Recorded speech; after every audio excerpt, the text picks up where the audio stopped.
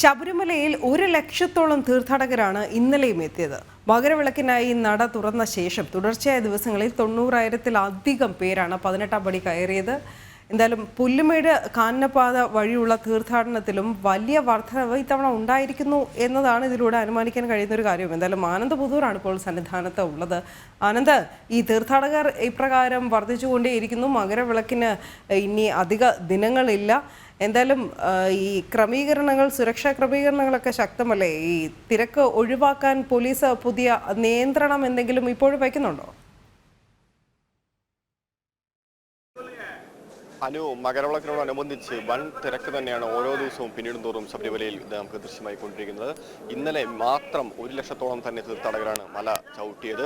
നമുക്കറിയാം, മകരവിളക്കിന് വേണ്ടി നട തുറന്നതിന് ശേഷം ഏകദേശം എല്ലാ ദിവസവും ശരാശരി 90,000-ത്തിലധികം ആളുകൾ മല ചവിട്ടുന്ന ഒരു സാഹചര്യവും ഉണ്ടായിട്ടുണ്ട്. എന്തായാലും ഈ തിരക്ക് നിയന്ത്രിക്കുന്നതിന്റെ ഭാഗമായി പോലീസും ഈ തീർത്ഥാടകരും തമ്മിൽ ആ തരത്തിലൊരു തർക്കങ്ങളും ഇടയ്ക്കിടെ ഉണ്ടാവുന്നത് ഒരു നിത്യസംഭവമായി മാറിയിട്ടുണ്ട്. ഇന്നലെയും ആ തരത്തിലൊരു തർക്കം ഉണ്ടായിരുന്നു. അതായത് കർണാടക സ്വദേശിയായിട്ടുള്ള രാജേഷ് തന്നെ പോലീസ് മർദ്ദിച്ചു, 18-ാം പടി കയറുന്നതിൽ തന്നെ പോലീസ് മർദ്ദിച്ചു എന്നുള്ളൊരു പരാതിയുമായി മാധ്യമങ്ങൾക്ക് മുന്നിൽ വന്നിരുന്നു. അദ്ദേഹം ആശുപത്രിയിൽ അഡ്മിറ്റ് ആവുകയും അടക്കം ചെയ്യുന്ന ഒരു നടപടിയിലേക്ക് പോവുകയും ചെയ്തിരുന്നു. 18-ാം പടി കയറുന്നതിനിടയ്ക്ക് തന്നെ കൈകൊണ്ട് 5 തവണ മർദ്ദിച്ചു എന്നാണ് രാജേഷ് പോലീസിനെതിരെ ഒരു ഗുരുതരമായ ആരോപണം അടക്കം ഉന്നയിച്ചത്. എന്നാലും ഇത്തരത്തിലുള്ള തർക്കങ്ങൾ പതിവാകുന്ന ഒരു കാഴ്ചയും തിരക്ക് വർദ്ധിക്കുന്നതിന്റെ ഭാഗമായി തന്നെ ഉണ്ടാവുന്ന ഒരു സാഹചര്യമാണുള്ളത്.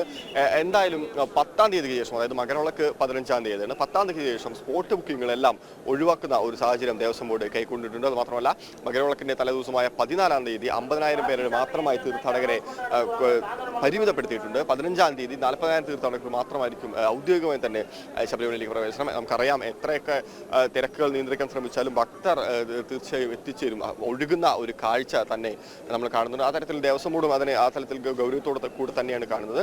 മകരവിളക്കിന് 40,000 പേരെ മാത്രമാക്കി ചുരുക്കിയതിൽ ഒരു അമർഷവും പൊതുവെ തീർത്ഥാടകരുടെ ഭാഗത്തു നിന്നുണ്ടാവുന്നുണ്ട്. കാരണം ആളുകൾ 40,000 എന്ന് പറയുന്നത് ശബരിമല സംബന്ധിച്ചിടത്തോളം ഒരു ദിവസം ഇപ്പോഴത്തെ ഇന്ന് കണക്കെടുക്കാൻ തന്നെ 1,00,000-ഓളം പേര് വരുന്ന സാഹചര്യം തന്നെയാണ്. മകരവിളക്ക് പോലെ ശബരിമല ഏറ്റവും വിശേഷമായ ഒരു ദിവസത്തിലേക്ക് 40,000-ത്തിലേക്ക് മാത്രം ഒതുക്കാനുള്ള ദേവസ്വം ബോർഡ് നടപടി എന്തായാലും വിമർശനത്തിന്റെ വിധേയമായിക്കൊണ്ടിരിക്കുന്ന ഒരു കാഴ്ച തന്നെയാണ് നമുക്ക് ശബരിമലയിൽ നിന്ന് മുഴുവൻ കാണാൻ വേണ്ടി സാധിക്കുന്നത്. എടുത്തു പറയേണ്ട മറ്റൊരു കാര്യം അരവണ തന്നെയാണ്. അരവണ വിതരണത്തിലെ പ്രതിസന്ധി ഏകദേശം ഭാഗ്യമായി തന്നെ മറികടക്കാൻ ആയതിന്റെ ഒരു ആശ്വാസത്തിലാണ് ദേവസ്വം ബോർഡ്.